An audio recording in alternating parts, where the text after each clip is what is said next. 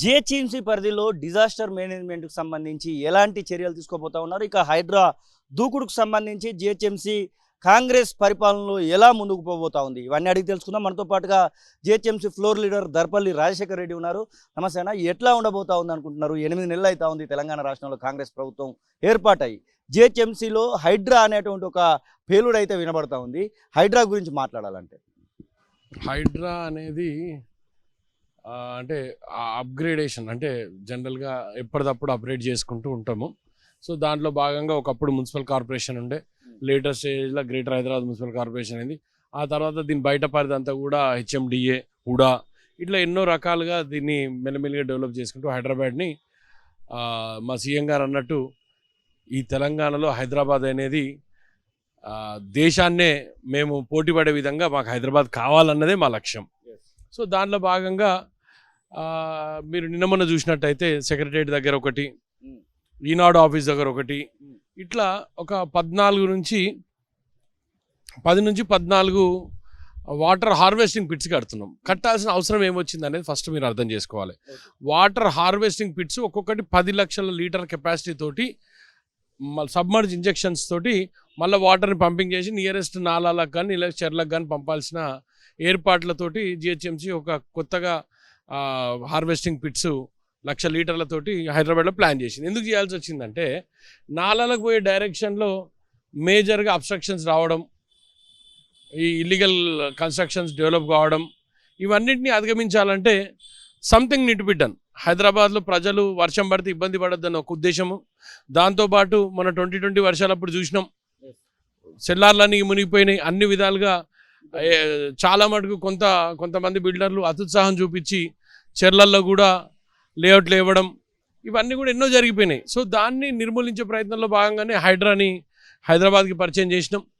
ఈ గ్రేటర్ హైదరాబాద్లో హైడ్రాని పరిచయం చేస్తూ హైడ్రా బాధ్యతలు కూడా చాలా అంటే ఎట్లా నిర్వహించాలి ఏంది అనేది సీఎం గారు డైరెక్ట్గా ఆయనే చైర్మన్గా ఉన్నారు కాబట్టి ఇవన్నీ కూడా శాశ్వతంగా ప్రజలకు ఇబ్బంది పడొద్దు. ఎండ్ ఆఫ్ ద డే ఈరోజు రాజశేఖర్ చెర్ల కట్టినా కొట్టాల్సిందే, శ్రీనివాస్ కట్టినా కొట్టాల్సిందే అనే ఒక ఉద్దేశంతో మనం పబ్లిక్ని అవేర్ చేయాల్సిన అవసరం ఉంది. ఎప్పటి నుంచో చేసుకుంటూ వస్తున్నాం. సీరియస్గా యాక్షన్ ప్లాన్ స్టార్ట్ అయింది. జిహెచ్ఎంసీ పనులకు సంబంధించినటువంటి విషయంలో గతంలో పలుమార్లు మీరు కౌన్సిల్ సమావేశాలలో చాలా విషయాలను ప్రస్తావించడం జరిగింది. కనీసం నిధులు కూడా విడుదల చేయట్లేదు అనేటువంటి మాటలు కూడా చాలా సందర్భాలలో చెప్పారు. ఇప్పుడు ఏమైనా మార్పులు తీసుకొచ్చేటువంటి ఆలోచన ఏమైనా చేయబోతున్నారా? మీరు ఫ్లోర్ లీడర్గా ఉన్నారు. ఇట్లా మేము జిహెచ్ఎంసీ కోసం డబ్బులు పెట్టడం జరిగింది. ఎప్పుడైనా డబ్బులు పెట్టినా జిహెచ్ఎంసీ కోసం? నేను ఇంకోటి అడుగుతున్నా, చర్చ జరిగేటప్పుడు అసలు ఆ బీజేపీ పార్టీ కానీ టీఆర్ఎస్ పార్టీ కానీ అసలు చర్చను ముందుకు తీసుకుపోనియరు. మనం ఇప్పుడు ఏమన్నా నా అవసరం ఉంటుంది, నా డివిజన్ అవసరం ఉంటుంది, నా డివిజన్లో ఏదైనా పెద్ద ప్రాబ్లం ఉంటే మేము కౌన్సిల్లో లేవనెత్తాల్సిన అవసరం ఉన్నప్పుడు దాన్ని సహకరించాల్సిన అవసరం కూడా ఉంది సభ్యులకి. మీ అందరికి పనులు అయిపోతున్నాయి కదా, అందరు కావాలని లేదు కదా. అందరు కూడా అవకాశం రావాలంటే కొంచెం మీరు ఓపికగా ఉండాలి. ఏ జిహెచ్ఎంసీ కౌన్సిల్లో కూడా ఈ బీజేపీ ఒకటి, టీఆర్ఎస్ ఒకటి మొండిగా కొట్లాడుకుంటూ కూర్చుంటారు. సో ఈ సిస్టమ్ మంచిది కాదు. మేమేమంటాం అంటే మాకు చిన్న చిన్న పనులు ఉంటాయి, కొన్ని ఈ లెవెల్లో అయితే, కొన్ని జోనల్ లెవెల్లో అయితే, కొన్ని డీసీ లెవెల్లో అయితే మాకు నడుపుకుంటూ పోతుంటాం. సో ఇవన్నిటినీ కూడా మేము ఆర్గనైజ్ చేసుకోవాలంటే కొంచెం మీటింగ్ కౌన్సిల్ మంచిగా కావాలని నేను వాళ్ళని కూడా విజ్ఞప్తి చేస్తున్నాను. ఇప్పుడు ఉన్నటువంటి పరిస్థితులలో ఇంకా చాలా వరకు ఫ్లైఓవర్స్ ఇంకా కన్స్ట్రక్షన్లో కనబడతా ఉన్నాయి. జిహెచ్ఎంసీ పరిధిలో చాలా వరకు ఫ్లైఓవర్స్ కన్స్ట్రక్షన్లో కనబడతా ఉన్నాయి. ఆ ఫ్లైఓవర్స్కి ఎలాంటి ఏమైనా నిధులను కేటాయించేటువంటి ఆలోచన చేయమని చెప్పేసి ముఖ్యమంత్రిని కోలేటువంటి పరిస్థితి ఉంది. ఎందుకంటే హైదరాబాద్కు సంబంధించినటువంటి మంత్రి ఇంతవరకు లేరు. ఏది ఉన్నా కానీ ముఖ్యమంత్రి చేతుల నుంచి ఇలా జరుగుతూ ఉంది. ముఖ్యమంత్రి గారు ఒక ఎలిజిబుల్ మినిస్టర్గా, మున్సిపల్ అడ్మినిస్ట్రేషన్ మినిస్టర్గా ఆయన ఉన్నారు. సో ఈ హైదరాబాద్ కావాల్సింది ఏం కావాలనో ఏం చేయాలనే దాని మీద ఆయన పక్క ప్రణాళిక ఉంది. దాంట్లో మూసీ రివర్ బెల్ట్, మూసీ ప్రక్షాళనలో భాగంగా అనుకోవచ్చు, రివర్ బెల్ట్ డెవలప్మెంట్ చేయడంలో అనుకోవచ్చు. ఇవన్నిట్లో ముఖ్యమంత్రి గారు దేశ విదేశాలు కూడా తిరిగి వచ్చి దానిపైన ఆలోచన చేస్తున్నారు. వెరీ సూన్ ఇప్పుడు ఆల్మోస్ట్ ఇప్పుడు నాకు తెలిసి అయితే సర్వే అంతా జరిగిపోయింది మూసీది. ఆల్మోస్ట్ ఇరువైపులా కూడా అంత బఫర్ ఎంత ఉండాలి, ఏమేమి రావాలి, స్ట్రక్చర్స్ ఏం రావాలి, ఎన్ని ఫ్లైఓవర్స్ రావాలి, ఎంత రోడ్ విస్తీర్ణం ఉండాలి, ఇవన్నిటిపైన కూడా ఒక అవగాహనకు వచ్చేసినాం.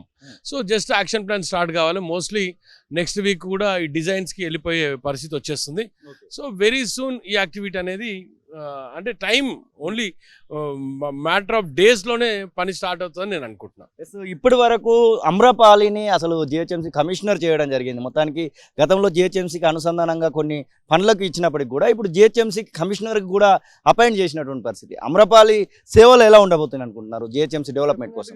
ఇప్పుడు మేము అమరపాల్ గారిని కూడా కలచడం జరిగింది. మేమైతే ఒకటే విజ్ఞప్తి చేస్తున్నాం మేడంకి. మేడం లేయింగ్ రోడ్స్ ఇవన్నీ ఒక పార్ట్ అయితే, శానిటేషన్ అనేది హైదరాబాద్కి ఒక పెద్ద బర్నింగ్ ఇష్యూ. సరే ఈరోజు రామ్కి ఓన్లీ లిఫ్టింగ్ చేతిలో రామ్కి చేస్తుంది. ఖచ్చితంగా శానిటేషన్ పైన దృష్టి సారించాల్సిన అవసరం ఉన్నది.